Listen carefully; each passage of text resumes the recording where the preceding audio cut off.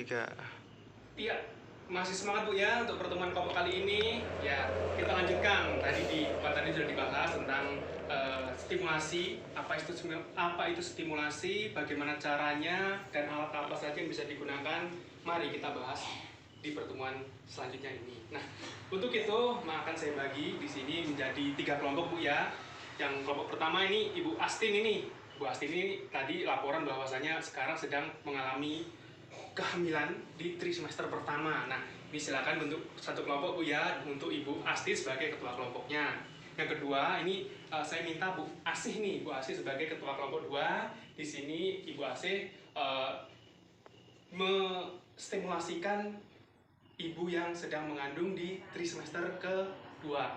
Dan yang terakhir Bu Listia nih, Bu Listia akan jadi ketua kelompok untuk ibu dengan janin di usia trimester ketiga. Nah, silakan ibu-ibu membuat kelompok dan diskusikan tentang jenis-jenis stimulasi berdasarkan umur janin yang ibu kandung. Silakan ke kelompoknya masing-masing. Saya beri waktu 5 menit untuk diskusi tentang apa saja yang bisa digunakan dan bagaimana cara menstimulasi janin pada usia-usia tertentu, yaitu trimester pertama, trimester kedua, dan trimester ketiga. Silahkan Bu, waktunya 5 menit. Ya, silahkan.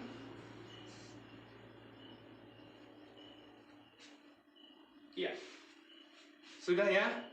Ya, sudah didiskusikan. Nah, sekarang pertanyaannya, kira-kira nih Bu-ibu, tadi dibahas di sesi yang tadi bahwasanya ada 3 stimulasi yang bisa digunakan di sini, yaitu stimulasi dengan sentuhan, dengan cahaya, dan dengan suara. Nah, kira-kira dengan 3 jenis stimulasi ini, alat-alat apa saja yang bisa ibu-ibu temukan di sekitar lingkungan rumah atau di rumah lah ya, yang bisa digunakan untuk 3 stimulasi ini. Yang pertama tadi kelompok Bu Astin, trimester pertama berarti menggunakan stimulasi sentuhan. Yang semester kedua, Bu Asih di sini menggunakan stimulasi cahaya, dan yang terakhir untuk Bu Listia menggunakan stimulasi suara. Yuk, silakan. Kalau sudah, yuk, 3 menit. Iya, 3 menit. Ya, coba yang sudah dapat ini, yang sudah dapat silahkan tuliskan ke depan. Mungkin dari yang pertama saja lah biar enak ya. Silakan dari kelompok Ibu Asti nih, spidolnya silakan dituliskan ke depan. Alat apa yang bisa digunakan untuk menstimulasi menggunakan sentuhan? Silakan ke depan sini Bu ya, tuliskan hasil diskusinya ibu-ibu. Ya, terima kasih dari perwakilan kelompoknya Bu Astin. Di sini menuliskan bahwasanya ternyata di sini ada tangan ibunya, tangan bapaknya, kakeknya, neneknya. Ternyata dia menggunakan atau distimulasi ini menggunakan sentuhan tangan. Boleh, nggak apa-apa, itu bisa. Silakan yang kelompok kedua, silakan untuk Ibu Asih, silakan ke depan kelompok perwakilannya. Iya, silakan tuliskan. Ya, stimulasi menggunakan cahaya. Nah, di sini dituliskan ada senter, oke, bisa lampu, bisa HP, ya bener ya, HP atau Android yang ada senternya bisa dipakai. Dan satu lagi tambahan, bisa menggunakan cahaya matahari Bu ya, cahaya matahari, tapi jangan matahari yang tengah hari Bu ya, yang masih pagi, cahaya matahari pagi, jadi kan masih hangat-hangat kuku. Jangan yang tengah hari, gosong ibu-ibu ya. Nah, yang terakhir silakan untuk Ibu Listia kelompoknya, silakan ke depan menuliskan hasil diskusi stimulasi menggunakan suara. Nah, silakan. Nah, iya, terima kasih sudah dituliskan. Di sini menggunakan radio bisa, handphone juga, musik player bisa. Tapi satu catatannya Bu ya, kalau misalnya mendengarkan musik atau mungkin mendengarkan ngaji atau apa, itu suaranya yang pelan Bu. Jangan, kalau contoh musik nih, musik rock gitu, jangan. Nanti bayinya bisa kaget, pingsan, kan repot di dalam kita nolonginnya ya. Oke. Nah, ya sudah dituliskan tadi ya beberapa alat atau media yang bisa digunakan untuk menstimulasi 3 jenis stimulasi itu. Nah, sekarang silakan nih perwakilan dari kelompoknya untuk mempresentasikan bagaimana sih cara stimulasi yang digunakan berdasarkan yang didiskusikan di kelompok tadi. Yuk, silakan, siapa yang mau pertama. Mungkin saya ini aja lah ya, ganti kalau dari tadi yang pertama, sekarang dari yang ketiga, biar adil ya, nggak masa nomor 1 pertama terus Pak, coba yang nomor 3, boleh, silakan nomor 3. Ibu Listia perwakilannya, atau Ibu Listia sendiri, boleh, silakan ke depan. Stimulasi menggunakan suara, silakan. Nah, ya, contohnya ini Ibu Listia menggunakan handphone yang di sini ada pemutar musiknya atau MP playernya, MP3 playernya, silakan Bu. Seperti apa contohnya?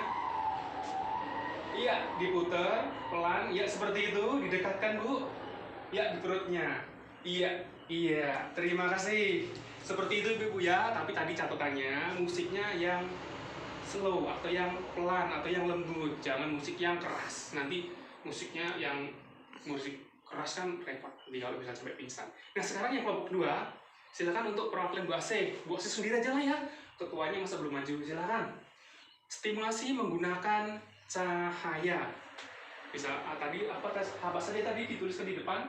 Center bisa, menggunakan lampu bisa, matahari bisa, tapi kalau sekarang keluar kayaknya ini ya, udah nggak ada matahari Bu ya, jam segini. Silakan Ibu ke depan. Nah, iya, bisa menggunakan Androidnya, di situ ada aplikasi senternya ya. Ya, silakan seperti apa.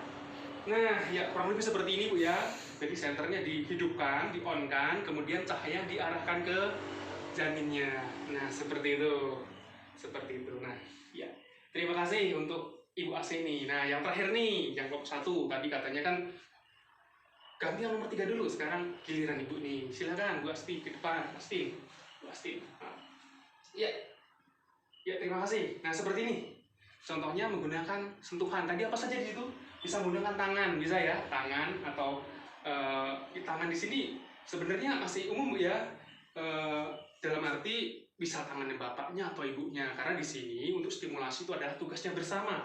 Jangan mentang-mentang bapaknya sibuk kerja terus disuruh stimulasi ogah-ogahan gitu ya. Jangan, karena ini berguna atau penting untuk perkembangan janinnya. Ya, silakan seperti apa caranya. Nah, seperti itu Bu ya. Dilus seperti itu, yang lembut, sambil kalau bisa diajak komunikasi Bu. Di situ diberi motivasi anaknya supaya nanti lahirnya nggak nakal gitu ya. Atau mungkin kalau besar nanti di stimulasi untuk cita-cita dari dokter, jadi polisi gitu ya. Ya, seperti itu. Ya, terima kasih. Oke, silakan kembali ke kelompoknya. Nah, Ibu-ibu, kita tadi sudah diskusi ya.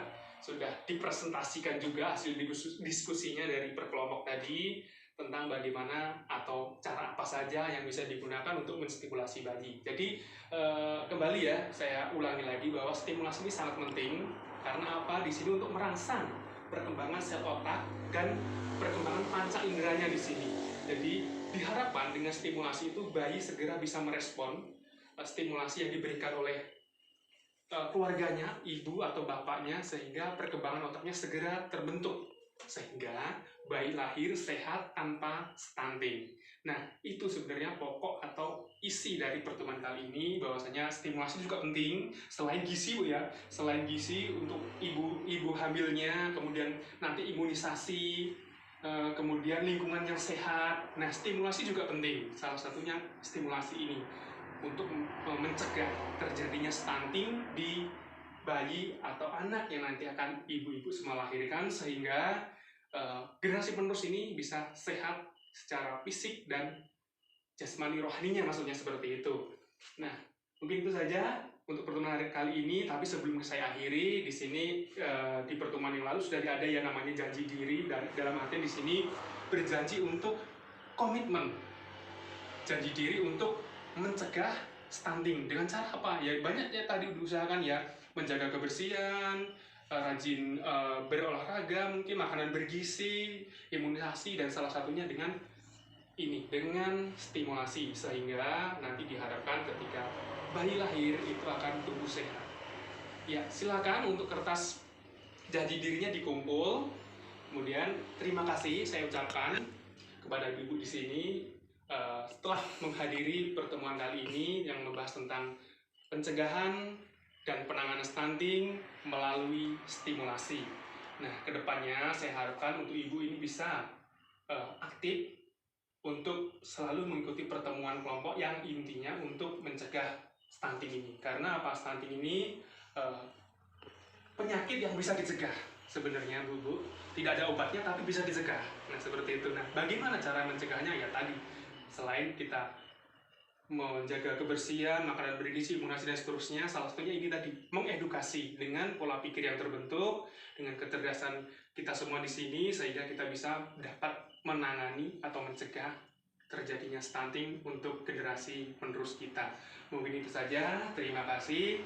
Saya akhiri, Assalamualaikum warahmatullahi wabarakatuh. Silakan pulang ke rumah masing-masing, dan ingat, kita bulan depan akan ada pertemuan lagi. Silakan datang, dan kalau ada masalah tentang janin dan seterusnya, silahkan nanti bisa ditanyakan ke saya. Jika saya tahu akan saya sharing, jika tidak nanti akan saya tanyakan kepada pihak-pihak yang lebih kompeten dengan apa yang ibu tanyakan atau masalah yang ibu-ibu semua hadapi. Terima kasih.